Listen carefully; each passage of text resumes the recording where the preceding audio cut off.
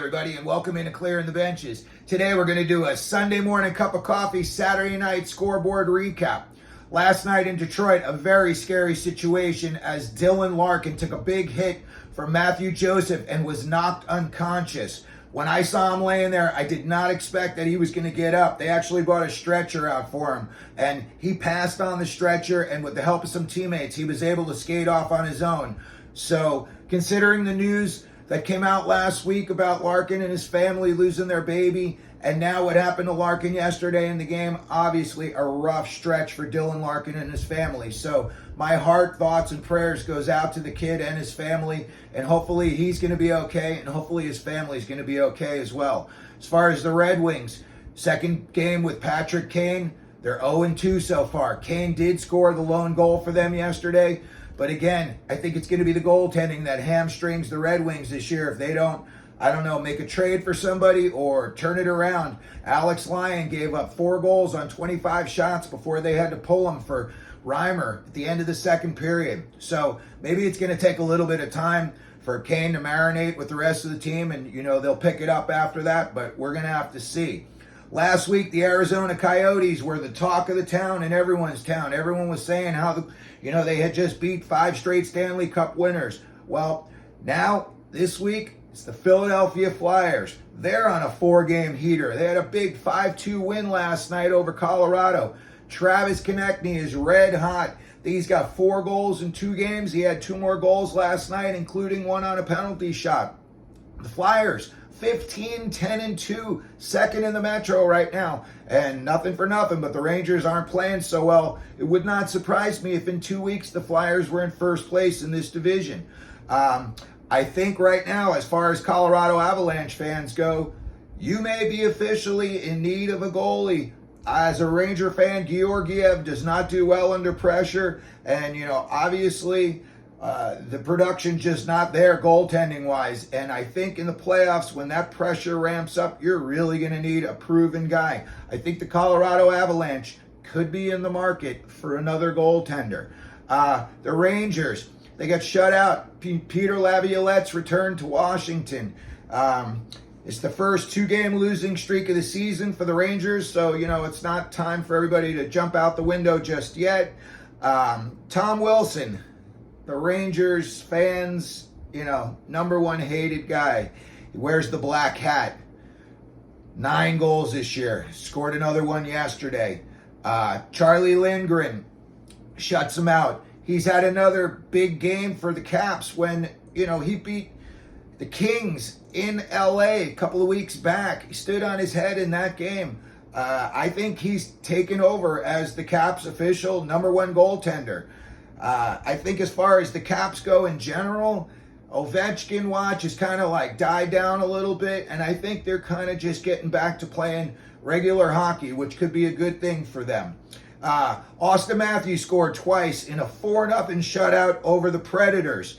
Samsonov, his 11th career shutout. The Leafs, 8-1-2 in their last 11, and really not being talked about all that much as far as, being at the top of the hill.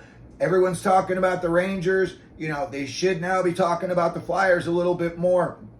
But Toronto is definitely ramping it up. And I think that they're going to be a team that everyone's going to have to start taking notice about. The Preds still hanging tough at 14-13. They're in the middle of that huge logjam in the Central Division with all those other teams.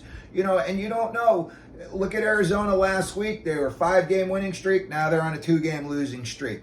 Minnesota, they had to fire their coach. Then they go on to win 3 straight under John Hines. Look, it's a big logjam in that Central Division. You got Winnipeg, you got St. Louis, the Coyotes, the Predators. So we'll have to see how that all shakes out. But it's definitely going to be interesting. And I'm going to say there's probably going to be, at the end of the season, maybe about 4 or 5 teams that are separated by maybe 10 or 12 points. The Chicago Blackhawks got consecutive wins for the first time all season. They beat St. Louis 3-1. St. Louis, all of a sudden, they're in trouble. They've lost 4 out of their last 5. And again, in that logjam Central Division, all of these games, the points are so valuable right now, and it seems like everybody in the Central is struggling. So it's just like the points are out there for the taking. So whoever gets hot, and right now it seems to be Chicago, they just picked up 4 points in a hurry. And, not that they're going to be making a playoff push, but again, these are points that are important for these other teams in the Central. So when a team like Chicago is getting points in there, you think to yourself, you should be getting points as well. Montreal, Juraj Slafkovsky gets in a fight, and then he scores the shootout game winner with like a big raspberry under his eye. Good for the kid. Everybody's been talking about him, whether, only a year or two in, people say, oh, he could be a bust. He's not a bust. The kid just is going to take some time to get used to the NHL. And listen, yesterday after he got in a fight, and then after the fight he scores the game winner in the shootout, it tells me that he's got some moxie, and maybe this is what it's going to take for him to turn it around. Montreal, still 12-3, hanging tough right now, right in the middle of it. And again, if you get hot and you go on a 6-7 game winning streak, your whole season could turn around. And as far as Buffalo goes, I don't know. They are losing a lot of games right now. And, I don't want to see Don Granato get fired out there. But as far as they've got way too much talent. I know Tage Thompson was hurt. I know he came back last, couple of games, and they look like they're doing a little better, but they're not getting wins. And, they only scored a goal last night. So in terms of offense, which is what everyone thought was going to power them in, that and Devin Levi, and neither of those is happening. So Buffalo is a team I'm definitely watching to see what's happening. It's almost Christmas time. This is like another month, and teams start, deciding, is our season salvageable, or are we going to start trading off guys? Do we have contracts we don't want anymore?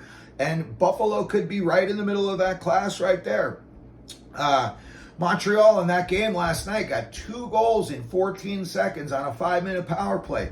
So, their power play was clicking, at least at that time. And again, power play is so important in the NHL. You look at the teams that are winning, and usually it's because their power plays are doing well. So, Vegas, 6-1, another big win over Dallas. Stars, giving up a lot of goals lately. They've lost 3 or 4.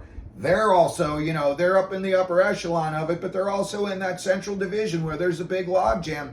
And you start losing 3 or 4, and, a team like Arizona just won 5 straight. If they had won 8 straight, now you got a big different situation in there.